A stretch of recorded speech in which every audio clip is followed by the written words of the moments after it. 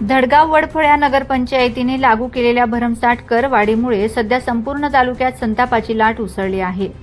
या मुद्द्यावरून आता शिवसेना आमदार चंद्रकांत रघुवंशी आणि सामाजिक कार्यकर्ते लतेश मोरे यांच्यात जोरदार सोशल वॉर सुरू झाले असून एकमेकांवर व्हिडिओच्या माध्यमातून सडकून टीका केली जात आहे। धडगाव नगरपंचायतीने कोणत्याही प्रकारचे प्रत्यक्ष मोजमाप न करता मालमत्ता करात थेट 4 ते 6 पट वाढ केल्याचा आरोप नागरिकांनी केला आहे। विशेष म्हणजे नगरपंचायतीची स्वतःची एकही शाळा नसताना शिक्षण कर वसूल केला जात असल्याचा धक्कादायक प्रकार समोर आलाय।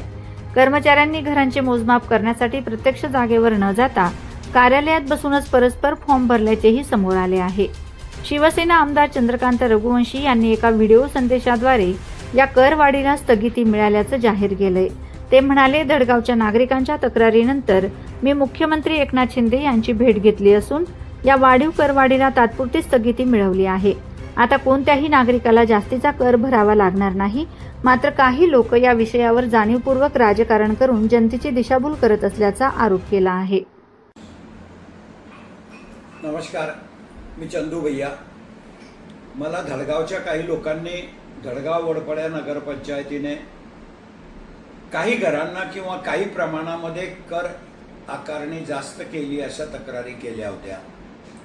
खरं म्हणजे धडगाव याच्यापूर्वी नगरपंचायत 10 वर्ष झाले व्हायला, 5 वर्ष झाले व्हायला आणि ही 2nd टर्म सुरू आहे।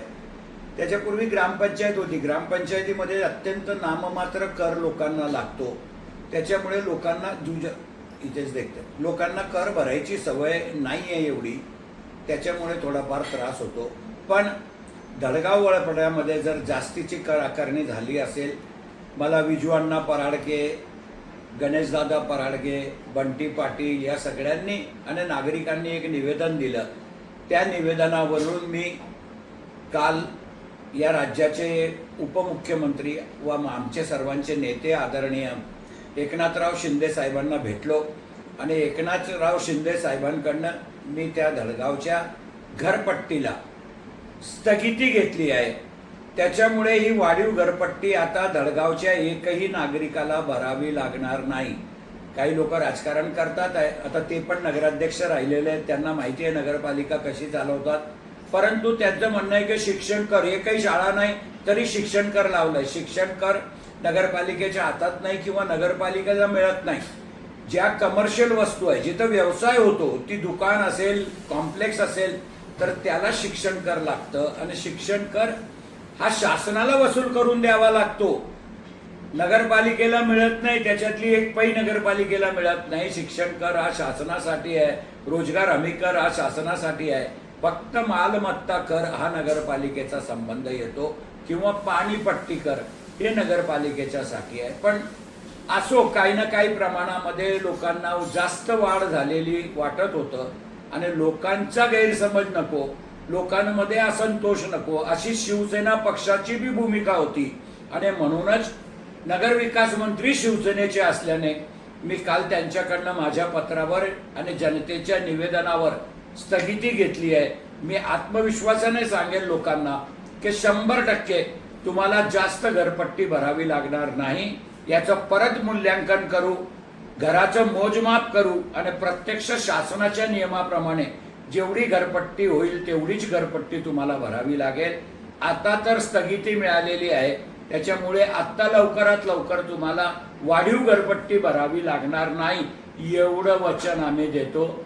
शिवसेनेचं वचन हेच खऱ्या अर्थानं असतं आणि म्हणून आम्ही सांगितलं तर तुम्हाला भरावीच लागणार नाही घरपट्टी। तुम्ही काही काळजी करू नका, तुमची काळजी करण्याची जबाबदारी सुद्धा आमचीच आहे आणि आम्हीच तुमचे लोकप्रतिनिधी आहोत किंवा आम्हीच तुमचे खरे मित्र आहोत। त्याच्यामुळे या गोष्टीचं राजकारण न करता जिल्हाधिकाऱ्याला स्थगिती द्यायचे अधिकार नाही, जिल्हाधिकाऱ्याला निवेदन देऊन काही उपयोग होत नाही, हे माजी नगराध्यक्षाला सुद्धा माहिती आहे। परंतु तरी सुद्धा माजी नगराध्यक्ष तिथं गेले आणि ज्यांना स्थगिती द्यायचे अधिकार आहे ते महाराष्ट्र शासनाकडे मी माझी भूमिका काल मांडली आणि मला अभिमान आहे की माझ्या नेत्याने काल स्थगितीचे आदेश दिले।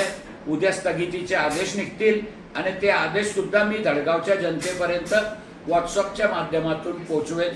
पण कुणीही काळजी करू नये, तुम्हाला वाढीव घरपट्टी भरावी लागणार नाही, हे चंदू भैया आणि पराडगे परिवाराचं वचन आहे. एवढंच सांगतो आणि थांबतो. जय हिंद, जय महाराष्ट्र.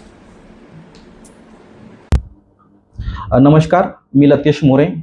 मी काल धडगाव नगरपालिकेने कोणतेही मोजमाप न करता धडगाव नगरपंचायतच्या नागरिकांवर जी करवाढ लागू केली आहे त्याबद्दल मी माननीय जिल्हाधिकारी यांना निवेदन सादर केलेलं आहे. त्या निवेदनात स्पष्ट म्हटलं आहे की कोणतेही मोजमाप न करता कोणत्या प्रकारे यांनी करवाढ लावली, याबाबत ज्यांनी जशी पद्धतीने करवाढ लावली आहे याची पूर्ण चौकशी व्हावी आणि ज्यांनी बी लावली त्यांच्याबद्दल कारवाई करण्यात यावी, याबाबत मी माननीय कलेक्टर महोदयांना निवेदन सादर केलं आहे. त्याच्यामध्येच काल मी एक व्हिडिओ प्रसारमाध्यमावर पाहिला आणि त्याच्यात असं म्हटलं गेलं की आम्ही बी नगराध्यक्ष होतो, आम्हीही नगरपालिका चालवली आहे. हो, आम्ही नगरपालिका चालवली. नगरपालिका चालवत असताना आम्ही जनतेचं हित पाहिलं. कोणत्याही जनतेवर त्याचा अतिरिक्त बोजा जाणार नाही त्याचं आम्ही भान ठेवून काम केलं. दुसरी गोष्ट त्याच्यात असं म्हटलं गेलं आहे की त्याच्यात आम्ही राजकारण आणतो आहे. धडगाव नगरपालिकेने करवाढ करून 5 महिने होऊन गेले. त्यावेळेस कोणीही याबाबत बोलायला तयार नव्हतं. ज्या टायमाला आम्ही पत्रव्यवहार केले त्यानंतर सर्व लोक म्हणायला लागले की राजकारण करताय. याच्यामध्ये आम्हाला राजकारण करायचं नाही. पहिली गोष्ट, धडगाव नगरपालिकेमध्ये कोणत्या सुखसुविधा दिल्या जात आहे की आपण एवढा करवाढ लागू केला आहे. इथं एज्युकेशन, आपण आता असं म्हणत आहे की एज्युकेशन पण हा शासनाला जातो. कोणत्या नगरपालिकेने शासनाला कर भरला आहे याची माहिती मला देण्यात यावी. माझ्याकडे काही डॉक्युमेंट आहेत. धडगाव नगरपंचायतमध्ये 15,000 घरपट्टी असणारा याला एज्युकेशन पण 4,000 लावण्यात आला आहे.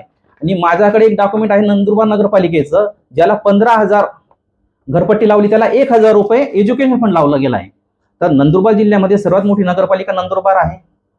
त्याला काय नंदुरबार नगरपालिकेसाठी नवीन नियम आहेत आणि धडगाव नगरपालिकेसाठी वेगळे नियम आहेत असं शासनाने काही केलं आहे का, याबद्दल बी एक शंका उपस्थित होत आहे. माझं एवढंच म्हणणं आहे वरिष्ठांना, आणि आपण राजकारणाचे आपल्याला फार मोठं अनुभवी आहे, आम्हाला त्याच्यात नसावं असं मला वाटतं आहे. परंतु आपण लोकांची दिशाभूल करू नये. आम्ही जी प्रक्रिया चुकीची केली आहे त्याच्या विरोधात आहेत. आपण आता म्हणताय की आम्ही तात्पुरती स्थगिती आणली.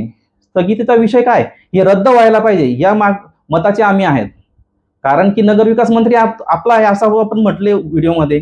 मग ती रद्द करा ना, चौकशी लावा. का कोणाला पाठीशी घालताय? आपल्याला मी विनम्रपणे सांगू इच्छितो की आपण लोकांची दिशाभूल करू नये.